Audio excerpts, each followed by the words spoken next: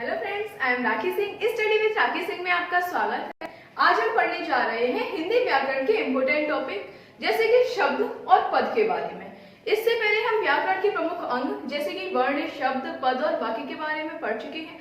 जो भी स्टूडेंट आज न्यू ज्वाइन हुआ है वो डिस्क्रिप्शन में लिंक दी गई है, वहां से जाके उस वीडियो को देख सकता है। आज हम पढ़ते हैं शब्द और पद के बारे में। जैसा कि शब्द और पद का अंतर है, यह क्वेश्चन हमारा 5 नंबर का आता है। 4 से 5 नंबर का क्वेश्चन आ जाता है, इसलिए हम शब्द और पद के बारे में समझते हैं कि इनमें आखिर अंतर क्या होता है। जैसा कि शब्द है, शब्द का पहला पॉइंट है एक या अधिक वर्णों के सार्थक समूह को शब्द कहते हैं। यानी कि एक या अधिक वर्णों के सार्थक समूह को शब्द कहते हैं। इसका मतलब क्या है? जैसे कि कोई वर्ण है, हमारा वर्ण है क, ख, ग, ये हमारे वर्ण है। इनसे जो सार्थक समूह बनता है, यानी कि ऐसा समूह जिसका कोई अर्थ हो, जैसे कि हमने लिखा राम। राम, यह राम कुछ ना कुछ वर्णों से मिलकर बना हुआ है। उन वर्णों से एक सार्थक समूह बना, जिसे हम क्या कहते हैं? शब्द कहते हैं। क्लियर है? जैसे कि उदाहरण ले लेते हैं किताब। किताब हमारा कई वर्णों से मिलकर बना हुआ है, इसलिए इसके सार्थक समूह को हम शब्द कहते हैं। क्लियर हुआ पहला पॉइंट। अब जैसे कि पद का अर्थ देखते हैं। जब दो या दो से अधिक शब्द मिलकर वाक्य में प्रयुक्त होकर सार्थक अर्थ देते हैं तो उन्हें हम शब्द ना कहकर पद कहते हैं। इसका मतलब क्या है? जब दो या दो से अधिक शब्द मिलते हैं और एक सार्थक अर्थ देते हैं। क्लियर है? जैसे कि दो या दो से अधिक शब्द हम देख लेते हैं। राम बाजार जाता है।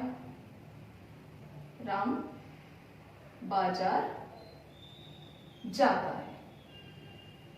और इसमें क्या दिया गया था? दो या दो से अधिक शब्द मिलकर वाक्य में प्रयुक्त होते हैं, यानी कि यह वाक्य बन गया। जब वाक्य में प्रयुक्त होते हैं तो वाक्य में प्रयुक्त होकर या फिर शब्द न रहकर इसे हम पद कहते हैं। पहले जब अकेला राम लिखा हुआ था तब यह हमारा शब्द था। जब यह वाक्य में प्रयुक्त हुआ तो फिर यह क्या हुआ? यह हमारा पद हो गया।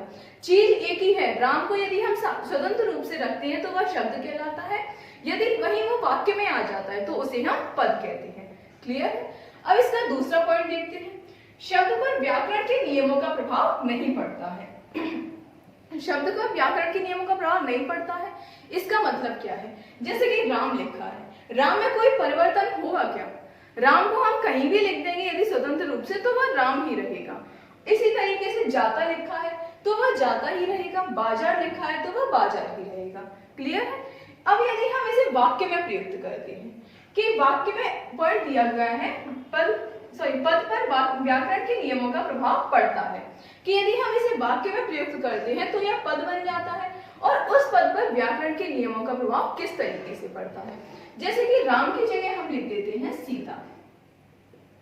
सीता बाजार जाता है होगा या जाती है होगा, फिर हमारा हो जाता है सीता बाजार जाती है। यानी कि यदि यह वाक्य में प्रयुक्त हो जाता है तो इस पर व्याकरण के नियमों का प्रभाव पड़ता है। यदि हम यही लिख देते हैं वे बाजार जाते हैं, यानी कि कहीं ना कहीं परिवर्तन हो रहा है, इसलिए पद में व्याकरण के नियमों का प्रभाव पड़ता है। क्लियर है? अब हम देखते हैं इसका थर्ड पॉइंट। इनका प्रयोग स्वतंत्र रूप से होता है। वही पद में दिया है, इनका अस्तित्व केवल वाक्य में होता है। अब शब्द है, शब्द को हम स्वतंत्र रूप से लिख सकते हैं, क्योंकि जब स्वतंत्र रूप से लिखे हुए होते हैं तभी हम उन्हें शब्द कहते हैं। इसलिए इसका थर्ड पॉइंट आप नोट कर लीजिए, इनका प्रयोग स्वतंत्र रूप से होता है। इसी तरीके से यदि वह स्वतंत्र रूप से लिखा गया है तब तक तो वह शब्द ही है, उसे हम पद कह ही नहीं सकते हैं। इनका प्रयोग केवल वाक्यों में होता है, यानी कि जब शब्द वाक्य में प्रयुक्त हो जाते हैं तभी तो उन्हें हम पद कहते हैं। इसलिए जब तक वाक्य में प्रयुक्त नहीं होंगे उनका कोई अस्तित्व नहीं होता है। क्लियर है? इसलिए इनका अस्तित्व केवल वाक्य में होता है। क्लियर? अब आता है इसका फोर्थ पॉइंट में दिया गया है उदाहरण।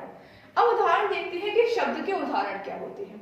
शब्द यानी कि जो स्वतंत्र रूप से लिखे गए हो, जिनका व्याकरण के नियमों का कोई प्रभाव नहीं पड़ता है। जैसे कि गिलास। गिलास में कोई परिवर्तन होगा क्या? इन्हें हम कहीं भी लिख सकते हैं, इसका एक सार्थक अर्थ है, यह वर्णों से मिलकर बना है। इस तरीके से गिलास हमारा शब्द है। इसी तरीके से पेड़, पतंग और राम, इनमें कोई भी परिवर्तन नहीं होता है, यह वर्णों से मिलकर बने होते हैं। इस तरीके से हमने समझा शब्द के उदाहरण। अब हम देखते हैं पद के उदाहरण। जैसे हमारा पहले क्या था, गिलास। जब गिलास स्वतंत्र रूप से लिखा था तब उसे हम शब्द कह रहे थे, यही हम उसे वाक्य में प्रयुक्त कर दिया। गिलास टूट गया, जब गिलास टूट गया चीज तो वही है गिलास, पर यदि वाक्य में प्रयुक्त हो गया तो उसे हम क्या कहते हैं, इसे हम पद कहते हैं। क्लियर। अगला देखते हैं, राम पेड़ पर बैठा है। यहाँ राम क्या था, शब्द था, यहाँ पेड़ क्या था, शब्द था। यदि यह वाक्य में प्रयुक्त हो गया तो राम क्या हुआ, पद हो गया, और पेड़ क्या हुआ, पद हो गया। यानी कि यहाँ राम और पेड़ हमारे पद के अंतर्गत आ जाते हैं। इस तरीके से हमने शब्द और पद के बारे में पढ़ा और इनके अंतर के बारे में भी पढ़ा। जो भी स्टूडेंट आज न्यू ज्वाइन हुआ है, डिस्क्रिप्शन में लिंक दी गई है, वहां से जाके सभी वीडियोस को डिटेल से देख सकता है। इसके अलावा भी काफी टॉपिक आपको कराए गए हैं, जैसे कि आपका रस है, समास है, वर्णमाला है, उनके लिंक भी आपको डिस्क्रिप्शन में दी गई है, वहां से जाके आप सभी वीडियोस को देख सकते हैं। यदि वीडियो अच्छा लगा हो तो वीडियो को लाइक और चैनल को सब्सक्राइब करना मत भूलिए। Thanks for watching.